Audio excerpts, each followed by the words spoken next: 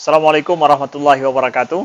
Anda rindu mendengarkan kajian-kajian dari ustadz-ustadz kita dari Aceh? Kunjungi channel YouTube Maulizul Akbar NAD.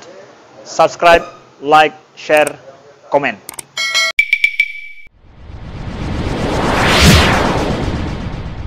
Assalamualaikum warahmatullahi wabarakatuh.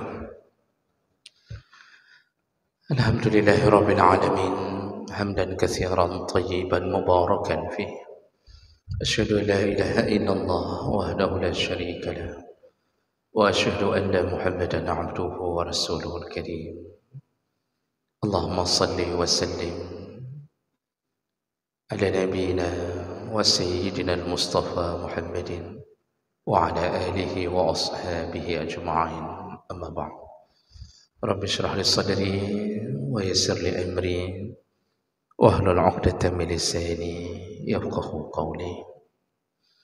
Segala puji bagi Allah, kemudian salawat dan salam kepada Rasulullah, pada keluarga dan seluruh sahabat-sahabatnya. Bapak-bapak dan ibu-ibu jamaah salat maghrib dan Aisyah yang Allah muliakan insyaallah. Setelah beberapa pertemuan kita membahas beberapa hadis dalam kitab Adabul Mufrad tentang menjaga hubungan baik dengan tetangga. Malam ini kita masuk ke dalam bab yang baru, yaitu tentang babul karam, bab kemuliaan, yang isinya nanti akan membicarakan tentang siapakah sosok orang yang dianggap paling mulia di sisi Allah Subhanahu wa taala. Hadis ini dari Abi Hurairah radhiyallahu anhu qala Su'ila Rasulullah sallallahu alaihi wasallam. Pada suatu hari Nabi ditanya oleh salah seorang sahabat, dan pertanyaannya adalah ayyun nasi akram. Wahai Rasulullah, manusia mana atau siapa di antara manusia yang paling mulia? Akram itu paling mulia. Maka orang-orang yang mendapatkan kelebihan di atas kemuliaannya disebut karamah. Nah, pertanyaan ini umum. Ya, pertanyaannya umum. Jadi yang ditanya siapa di antara manusia yang paling mulia, dan tentu yang dimaksud adalah di sisi Allah Subhanahu wa taala. Apa jawaban Nabi? Nabi menjawab, qal akramuhum indallahi atqahum. Yang paling mulia di sisi Allah yaitu orang yang paling bagus ketakwaannya. Yang paling mulia di sisi Allah adalah orang yang paling bagus ketakwaannya. Hadis ini belum berakhir, masih bersambung. Namun perlu kita jelaskan lebih dahulu. Jawaban Nabi sallallahu alaihi wasallam yaitu tentang yang paling mulia di antara manusia adalah yang paling bagus ketakwaannya, itu cocok dengan apa yang Allah tegaskan di dalam surat Al-Hujurat ayat 13. Kata Allah, inna akramakum indallahi atqakum. Sesungguhnya manusia yang paling mulia di antara kalian adalah yang paling bertakwa. Jadi Nabi menjawab apa yang dijawab Allah. Nah, dalam perkara ini catatan pertama bahwa kemuliaan itu baru bermakna ketika yang melihat adalah Allah. Karena seluruh keagungan seluruh kemuliaan itu hanya milik Allah. Dalam ayat yang lain Allah mengatakan fa innal izzata lillahi jami'a, seluruh kemuliaan, keagungan hanya milik Allah. Maksudnya satu-satunya yang bisa membuat manusia mulia adalah Allah, dan satu-satunya yang bisa menghargai manusia yang mulia hanyalah Allah, dan satu-satunya yang menyediakan semua pembalasan yang paling baik kepada yang mulia, kepada orang-orang yang mulia juga hanyalah Allah. Maka tidak ada kemuliaan selain daripada Allah.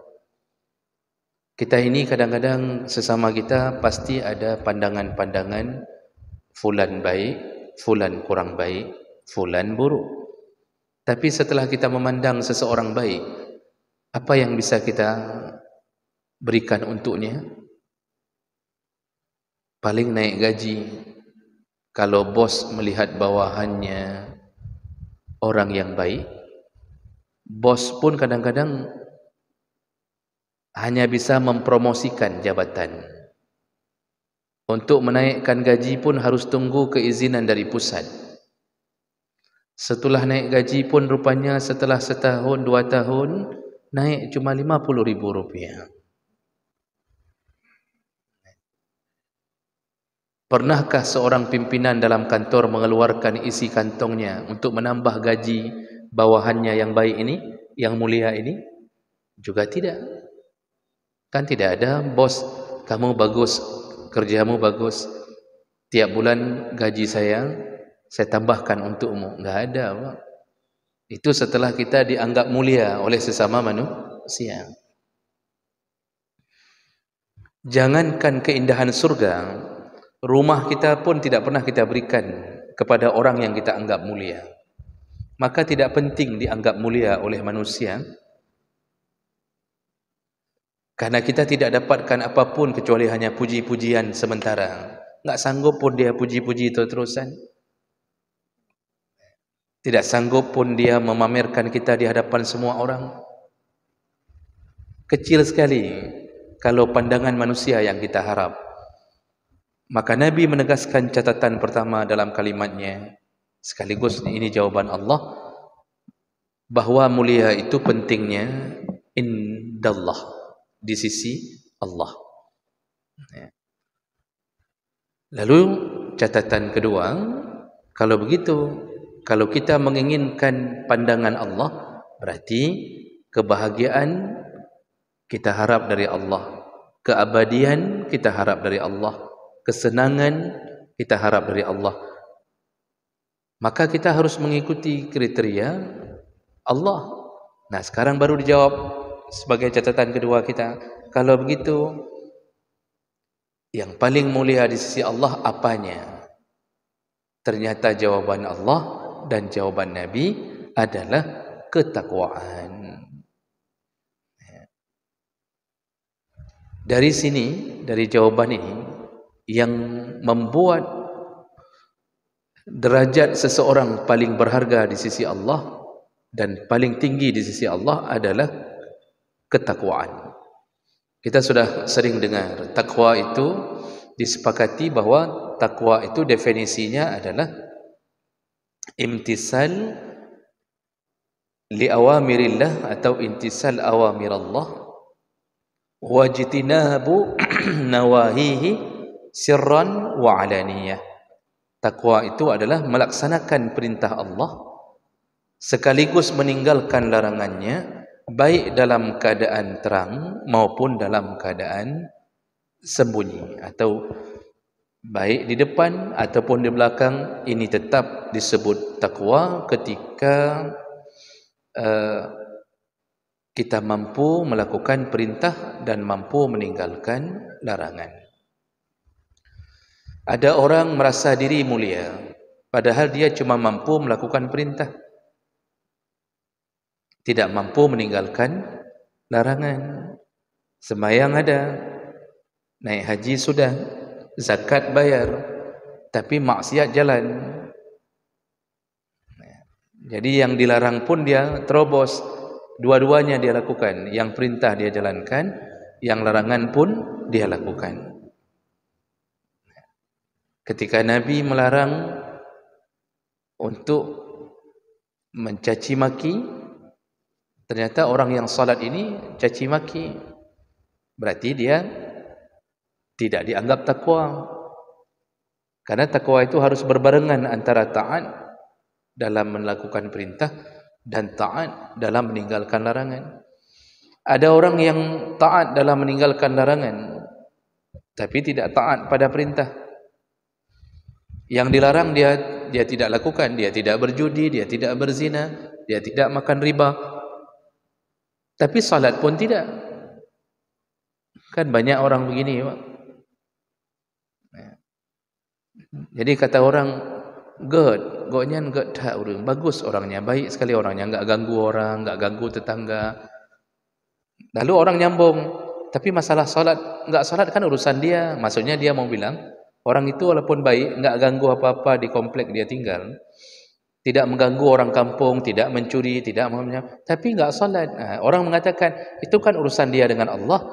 Betul urusan dia dengan Allah, tapi menunjukkan dia bukan orang takwa. Kalau level takwa ini hilang, berarti yang gagal adalah ibadah. Karena seluruh unsur ibadah targetnya takwa. Salat itu targetnya adalah meninggalkan keji dan mungkar. Keji dan mungkar termasuk bahagian ketakwaan. Kalau habis salat belum tinggalkan keji mungkar, berarti salatnya gagal, tidak mencapai hasil. Puasa Ramadan, jelas Allah katakan la'allakum tattaqun. Semoga setelah Ramadan engkau termasuk golongan yang bertambah ketakwaannya. Berarti habis Ramadan masih model hidup dengan pinjam-pinjam uang dengan cara kredit, berarti tidak berhasil Ramadannya. Gagal karena ketakwaan enggak dapat. Pulang haji, kata Nabi, ciri-ciri orang yang mabrur setelah pulang haji, bagus bicaranya, dermawan orangnya, lalu dia menjadi orang yang menebarkan kedamaian. Jadi pulang haji orangnya tidak lagi menjadi provokator. Ana tak bebruk kena, tak bebruk kedih. Enggak ada lagi itu membuat kacaunya kampung, apalagi sampai membuat kacaunya masjid.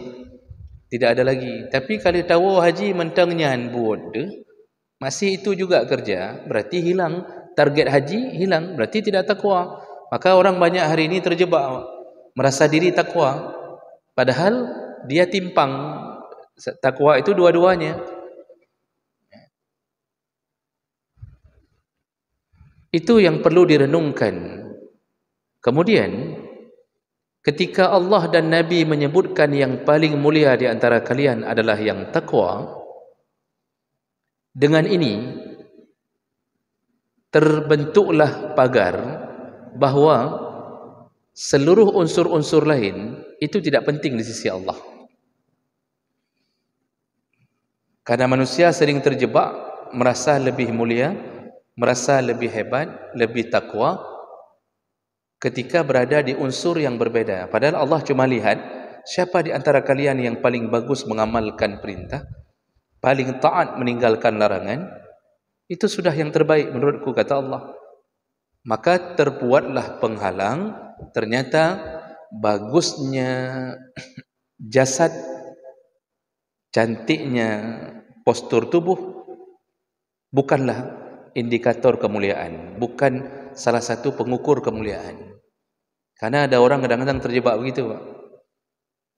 Jadi orangnya tinggi, putih, bersih, tidak ada hitamnya sedikit pun. Jangankan tai orang, tai lalat pun tak ada. Kalau senyum indahnya minta ampun, jenggot bagus, rapi, bahkan pasang jambang sampai brewoknya cantik sekali.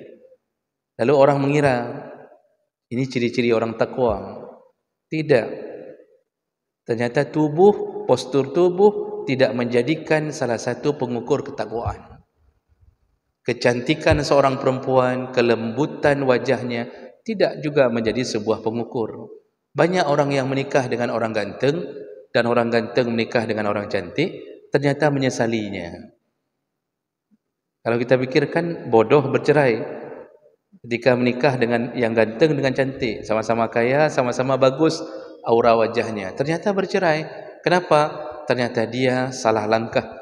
Dia kira kebahagiaan ada pada orang yang bagus postur tubuhnya. Itu bukan, bagi Allah itu tidak penting. Makanya Allah ketika membuat sebuah kekurangan pada seorang hamba, Allah tahu bahwa hamba ini punya kelebihan yang akan membuat dia nanti tersanjung di akhirat.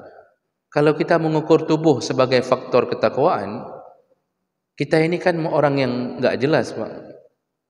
Faktor tubuh kita juga enggak jelas, postur tubuh juga enggak jelas, wajah juga enggak tahu. Mirip Arab sikit, tapi sikit kali. Kemudian mirip Cina sikit, mirip India banyak, kemudian mirip ini, macam-macam mirip. Mirip orang Portugal sikit, tapi cuma di tulang punggung belakang aja. Ana jelah apa ulang. Maka tidak perlu kita berputus asa dengan urusan ini. Orang-orang Afrika Allah lahirkan dalam keadaan bentuk kulit hitam legam. Hitam legam. Tapi seandainya postur jadi pengukur, merekalah orang yang paling dizalimi oleh Allah. Makanya Allah tidak memperhatikan itu. Jadi enggak usah sok-sok teng, punya bahasa kadang sok teng, sok ganteng. Membuat postur, kemudian berjalan diatur. Kalau ceramah, masya-Allah harus pakai berlengkap atribut, kemudian enggak boleh ini, enggak boleh itu, kopiah, pakai surban macam-macam. Pakaian, postur tubuh bukan jadi pengukur. Bahkan banyak yang tertipu dengan itu, sehingga orang mengeluarkan kalimat, "Ku fikir malim, rupanya kau palih orang." Kan ada dengar rupa kalimat itu kan? Waktu ada orang yang pintar ceramah segala macam, ujung-ujungnya ahli maksiat. Orang akan mengatakan apa? "Ku fikir deweknya kau malih orang, rupanya kau palih orang." Begitu, Pak. Kita terjebak. Itu bukan faktor ketakwaan, dan itu bukan orang yang dimuliakan Allah. Allah sendiri menyindir dalam Al-Quran. Tunggu sebentar, Pak. Saya cari ujungnya dulu. Ujungnya nanti Allah mengatakan, wa minan nas, sudah dapat. Wa minan nasi ma yu'ajibuka qawluhu fil hayatid dunya wa yushhidullah ala ma fi qalbihi wa huwa aladul khisam, kata Allah. Di antara golongan orang-orang, yu'ajibuka qauluhu fil hayatid dunya, ada orang-orang, kata Allah, membuat engkau takjub dengan perkataan-perkataannya. Pintar sekali kalau bicara, keluar kalimat-kalimat yang indah. Asal kita dengar takjub, terpesona, kita tidak bisa berpaling darinya. Bagus sekali kalau dia bicara menarik hati orang. Wa yushhidullah ala ma fil qalbi, kemudian dia mempersaksikan Allah seakan-akan Allah di dalam hatinya. Padahal Allah katakan wa huwa aladul khisam, dialah penentang Allah yang paling kuat. Itu banyak yang terjadi begitu. Ini bukan jangan bangga dengan urusan ini. Yang kedua, dengan munculnya kalimat yang paling mulia adalah yang takwa, Allah ingin membuang sebuah pemikiran kita bahwa yang takwa itu bukan orang-orang yang berada pada organisasi-organisasi tertentu. Karena selama ini orang merasa diri paling takwa ketika sudah masuk kelompok tertentu. Jadi sang-sang yang paling mulianya kalau kelompok A, kalau sudah masuk ke situ paling mulia, seakan-akan. Lalu kalau masuk kelompok B, dia merasa kelompok A itu tidaklah baik. Yang A merasa B tidaklah baik. Sehingga muncullah banyak orang hari ini beragama dengan masuk ke dalam kelompok-kelompok tertentu. Lalu mulailah dia merasa dirinya lah yang paling baik. Padahal Allah sudah jawab, tidak penting bagi Allah engkau Muhammadiyah kah, NU kah, Salafi kah, engkau Wasliyah kah, engkau apa saja, tidak penting bagi Allah. Yang penting attaqakum, siapa yang paling takwa kepada di antaramu. Kita tanya wahana, sibuk asal sudah masuk satu kelompok fikir kamu kalau bukan orang kita, bukan, itu bukan orang. Berarti kalau bukan orang dia bukan orang. Nah, ini sebuah jebakan-jebakan dalam pemahaman. Sekaligus dengan kalimat takwa, Allah ingin mengatakan bahawa yang paling mulia di antara kalian bukan yang paling alim, tapi paling takwa. Allah enggak sebut paling alim, tapi paling takwa. Jadi orang alim mana yang paling tinggi derajatnya? Yang takwa. Setelah mengetahui isi kitab, dia amalkan. Setelah hafal Quran, dia amalkan. Bukan yang alim cuma bisa baca kitab, tapi kemudian tidak mampu mengamalkannya. Lain asal kitab, lain kebubut. Maka jangan sampai merasa nya orang alim. Nya Allah tidak sebut alim paling mulia. Allah sebut yang paling takwa. Kalau alim banyak faham ilmu agama, tapi semakin buruk akhlaknya, malah dia terburuk di akhirat. Ingat hadis Nabi bahawa yang dicampakkan di neraka pertama sekali di antara 3 orang, satunya adalah orang yang alim. Lalu Allah tanya, kenapa engkau menuntut ilmu Al-Quran? Kenapa engkau menuntut ilmu ini? Apa jawaban dia? Dia berkata di hadapan Allah, kutuntut karena mengharap ridhamu ya Allah. Lalu Allah mengatakan, kazzabta, engkau bohong. Di dunia engkau tuntut ilmu, bertahun-tahun engkau di pesantren tuntut ilmu, hanya untuk membuat orang lain memanggilmu alim. Jadi supaya dipanggil alim, supaya dicium-cium jaro, hodak cium jaro, supaya kalau pergi ke walimah yang lain ngantri kita dihidang. Jadi supaya dingin legop. Itu semua malah menjadi penghuni neraka pertama. Ketika niat menuntut ilmu hanya untuk dipuji orang.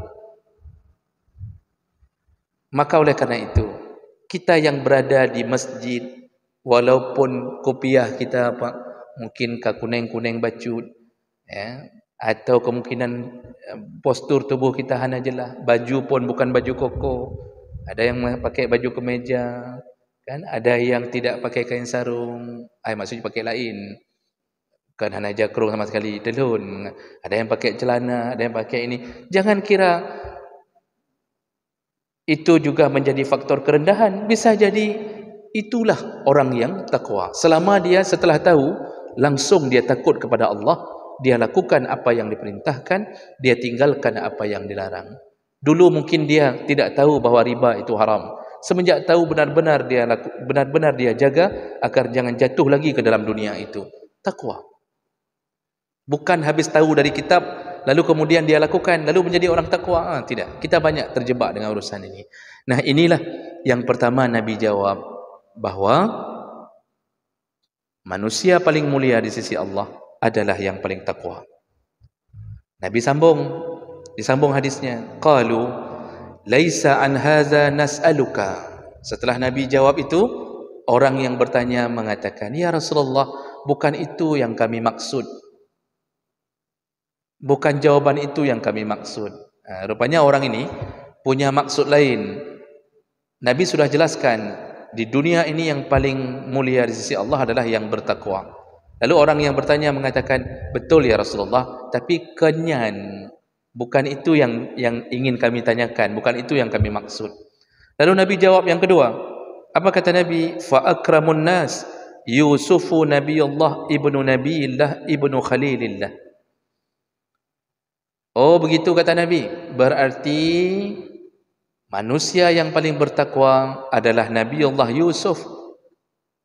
Manusia yang paling mulia adalah Nabiullah Yusuf, anaknya Nabi Allah, yaitu Yaqub. Anaknya Khalilullah, yaitu Ibrahim Khalilullah. Jadi maksud Nabi mungkin mencoba menebak jawaban yang engkau inginkan apa ni. Tadi sudah disebut sama Nabi secara umum. Kemudian Nabi menjawab pertanyaan kedua, pertanyaan yang dimaksud. Oh, kalau begitu mungkin yang kau maksud orang. Kalau orang, kata Nabi, yang paling mulia di atas dunia ini adalah Nabiullah Yusuf, anaknya Nabi Yaqub, anaknya Nabi Ishaq, anaknya Nabi Allah Ibrahim. Jadi Nabi langsung menyebut nama manusia yang paling mulia di sisi Allah. Nah, pertanyaan pertama, kenapa Nabi tidak menyebut dirinya sendiri? Padahal Allah sendiri dalam Al-Quran menyebut tidak ada yang lebih mulia daripada Rasulullah sallallahu alaihi wasallam. Kan Allah mengatakan wa innaka la'ala khuluqin azim. Muhammad, engkaulah manusia yang paling bagus akhlaknya di atas permukaan bumi. Kenapa Nabi tidak menyebut dirinya? Para ulama menjawab, ini bahagian daripada tawaddu'nya Nabi. Nabi tidak ingin menyebut dirinya karena kerendahan hatinya. Dan tanpa menyebut pun orang sudah tahu bahawa tidak ada yang lebih mulia. Makhluk Allah di permukaan bumi ini tidak ada yang lebih mulia kecuali Nabi SAW. Semua para Nabi pun di bawahnya. Nanti di akhirat pun cuma Nabi Muhammad yang bisa membuka pintu surga. Lalu kemudian beliaulah yang bisa memberi syafaat kepada seluruh umat. Di saat Nabi-Nabi lain tidak bisa dan tidak mau memberinya. Nah, di sini kenapa Nabi sebutkan Nabi Yusuf? Karena pertanyaannya kemuliaan. Orang mulia itu dijalani kehidupannya oleh Nabi Yusuf alaihi salam. Nah, jadi pertama tadi Nabi tidak ingin meninggikan dirinya di hadapan yang bertanya. Yang kedua, ada apa sehingga menyebut Nabi Yusuf? Karena Nabi Yusuf alaihi salam menjalani kehidupan yang paling mulia. Makanya ketika di awal surat Yusuf, kada Allah mengatakan nahnu naqussu 'alaika ahsanal qasas. Kami akan ceritakan kepadamu wahai Muhammad sebaik-baiknya kisah, sebaik-baiknya kisah. Jadi kisah terbaik yang pernah ada dalam perjalanan kehidupan adalah kisahnya Nabi Yusuf alaihi salam. Kenapa disebut perjalanan yang paling mulia? Kenapa disebut hidup yang paling mulia? Diawali dengan cerita kasih sayang di antara keluarga yang timpang. Ya, artinya tidak adil berbagi kasih sayang dari seorang ayah. Lalu terkorbankanlah Yusuf yang tidak tahu apa-apa, dibuang ke sumur. Ya. Nabi Yusuf bertengger dalam kegelapan 2 malam, ada yang mengatakan 3 malam. Lalu kemudian baru lewat musafir ingin mengambil air di sumur. Nabi Yusuf meraih ember itu, dalam tafsir disebutkan tafsir Qurtubi. Jadi Nabi Yusuf dibuang ke sumur, bukan sumur yang banyak airnya, tapi sumur tua. Dan Nabi Yusuf tersangkut, tidak masuk ke dalam air, tapi beliau bertahan. Ya, kecil, dibuang ke dalam sumur yang gelap gulita, kecil. Bayangkan dari seorang yang pernah menceritakan mimpinya kepada ayah bahwa dia akan menjadi seorang nabi, tiba-tiba dibuang ke sumur, diangkat. Setelah diangkat, diambil oleh pedagang ini, dan mereka bergembira, berarti ada budak baru yang bisa kita jual. Apalagi tampan, harganya mahal, dijual ke Mesir, lalu dibeli oleh pegawai istana, oleh salah satu menteri. Lalu kemudian menteri itu punya istri, ternyata mencintai Yusuf. Ketahuan bahawa ternyata bukan Yusuf pelakunya, tapi Zulaikha lah pelakunya. Demi menjaga nama baik istana, dikorbankanlah Yusuf. Falabisa fis sijni bid'a sinin. Nabi Yusuf terpaksa masuk penjara berpuluh tahun karena korban fitnah dari seorang istri raja. Maka cukup bahaya istri raja. Istri menteri, istri pejabat kok bahaya. Bayangkan, Masya Allah, terkorbankan hatinya. Bagaimana Yusuf, bagaimana Yakub ditinggalkan oleh Yusuf, ditipu oleh anaknya, diambil domba, disembelih, dilumurkan ke baju Yusuf, lalu kemudian dinampakkan kepada ayahnya. Lalu mereka berkata, laqad akalahu zi'bu, telah dimakan Yusuf wahai ayah oleh serigala. Ayahnya tahu ini daming kazib, ini darah yang palsu. Dan Yakub tahu dia dibohongi oleh anak-anaknya. Dari mana dia tahu? Darahnya ada di baju, bajunya tidak koyak. Baju tidak koyak. Bagaimana dimakan sama serigala? Ada darah tapi baju tidak koyak. Di situ kebohongan orang berbuat maksiat. Makanya pelaku selalu ada celah untuk mengetahui hasil kejahatannya. Selalu ada. Walaupun CCTV sudah dirusak, lalu ditembak di dinding berapa kali, tetap ada celah. Itu contoh saja. Kan enggak ada terjadi seperti itu. Jadi Bapak Ibu yang Allah muliakan, terus bergulir Yakub sampai buta menangis. Dan akhirnya 20 tahun berikutnya baru dipertemukan dengan Yusuf dengan cerita yang sangat panjang. Yusuf menjalani hari-hari terus sampai benar-benar diuji Allah dengan gelombang-gelombang kehidupan. Dan inilah yang membuat Yusuf mulia. Di mana titik puncak kemuliaan Yusuf? Dia memaafkan abang-abangnya yang membuangnya ke sumur. Masya Allah. Kalau kita mana ada apa? Kan kita balik buang. Begitu kita, kan Yusuf ujungnya kan jadi menteri keuangan. Ketika ketemu sama abangnya kan bisa saja dia buat skenario yang baru, dia buang abangnya ke sumur satu-satu. Tapi tidak. Yusuf memaafkan mereka dan akhirnya mereka berkumpul kembali dalam kebahagiaan. Abang-abangnya kembali menyadari dan taubat dan akhirnya mereka semua menuju ke pintu surga karena kemuliaan Yusuf alaihissalam. Cukup indah cerita, lebih dari sinetron. Bapak kalau download di YouTube cerita Nabi Yusuf yang dibuat, itu 40 jilid, Pak. Coba download. Bapak lihat, sudah ada terjemahnya, Pak. Jadi daripada nonton bola atau terusan, Bapak download di YouTube, kepuman indiho mubinai wabiraya. Bapak lihat di YouTube kisah Nabi Yusuf dari 1 sampai 40 jilid kalau saya enggak salah. Itu dibuat dari awal dan itu ceritanya lebih lengkap karena digabungkan kisah-kisah dari berbagai saduran. Kalau Al-Quran kan umum mengisahkannya. Jadi nikmati bagaimana indahnya perjuangan Nabiullah Yusuf. Maka Nabi mengatakan dialah yang paling mulia.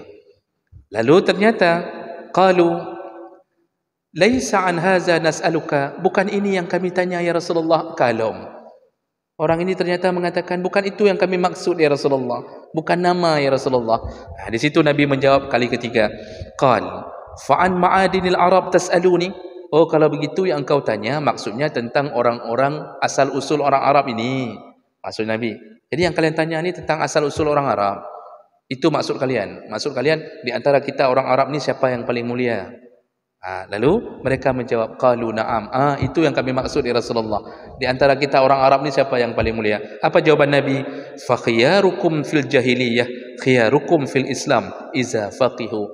Orang Arab yang paling mulia yaitu ketika dia mulia nasabnya di waktu jahiliyah, lalu dia masuk Islam dan nasabnya juga mulia iza faqihu kalau mereka mendalami agama Islam ini. Jadi maksudnya Bani Hashim dulu di jahiliyah, Quraisy dulu jahiliyah, Bani Abdul Muttalib juga jahiliyah. Ketika masuk Islam, semua nasab-nasab penjaga Kaabah ini yang mulia ini juga akan mulia. Syaratnya pahami agama. Jadi kalau begitu apa Nabi mau jawab? Semua orang Arab mulia bukan karena nasab, tapi karena memahami agamanya. Maka hari ini jangan bangga-banggakan nasab. Long turunan Nabi, long turunannya, long turunanji. Dia banggakan. Padahal ilmu agama enggak ada. Ngaku turunan Nabi, but pancuri manok. Nama-nama turunan Nabi. Kerja apa? Sabu. Korupsi. Lalu mengaku mulia. Apa jawaban Nabi? Tidak ada yang mulia dari nasab-nasab jahiliyah. Karena semua turunan Nabi itu pernah mengalami masa jahiliyah. Tidak ada yang mulia kecuali ketika mereka sudah berada dalam Islam dan memahami agama ini dengan baik. Sekali lagi Nabi ingin katakan, nasab bukan faktor kemuliaan. Maka kita yang mungkin turunan enggak jelas keturunan kita apa. Artinya kakek kita pun dulu cuma jak-jak ublang saja. Di kampung pun enggak dikenal. Tapi ketika kita mulai memahami agama dengan baik, disitulah kemuliaan itu muncul di sisi Allah. Jadi ini membuat kita harus berhati-hati ketika kita merasa diri bahwa kita turunan orang-orang mulia. Ini kan penyakit orang Aceh kan nyanyi nama Pak. Merasa diri turunan orang mulia, turunan raja, turunan indatu, turunan aulia, sehingga kita menjuluki diri kita Serambi Mekah. Sembahyang tidak ada, duduk di kedai kopi enggak tutup-tutup, Jumat tidak pergi, buat konser di mana-mana. Ini pekerjaan hari ini. Lalu kita merasa diri mulia. Jangan fikir nanti waktu di akhirat ketika malaikat sedang menghisap satu-satu disuruh absen antri, lalu dia tanya, dari mana? Aceh. Dari Aceh, wahai malaikat. Oh ya, dari Aceh. Oh Aceh, langsung surga, surga saja. Tak usah dihisap lagi, langsung surga. Sang-sang na hadis tentangnya. Maka selalu ceritanya membangga-banggakan seakan-akan kemuliaan tak penting. Yang penting nasab. Yang penting orang Aceh. Nyan tabi lamuta ada. Makanya hancur-hancuran maksiat hari ini kenapa? Merasa hebat setelah berbuat maksiat. Ini penyakit membangga-banggakan nasab, sehingga Nabi perlu memberitahu iza faqihu, nasab yang baik hanya yang faham agama dan menjalankannya. Jadi kesimpulan kita, semuanya bergulir hanya pada satu perkara, yaitu ketika mengenal agama dengan baik. Tidak ada urusan yang lain. Nabi Yusuf pun tadi disebut paling mulia karena paling sabar, paling faham tentang urusan agama, sehingga beliau paling tinggi derajatnya di antara para nabi dalam urusan menjalani kehidupan. Demikian, subhanakallahumma bihamdik, asyhadu an la ilaha illa anta, astaghfiruka wa atubu ilaik. Wassalamualaikum warahmatullahi wabarakatuh.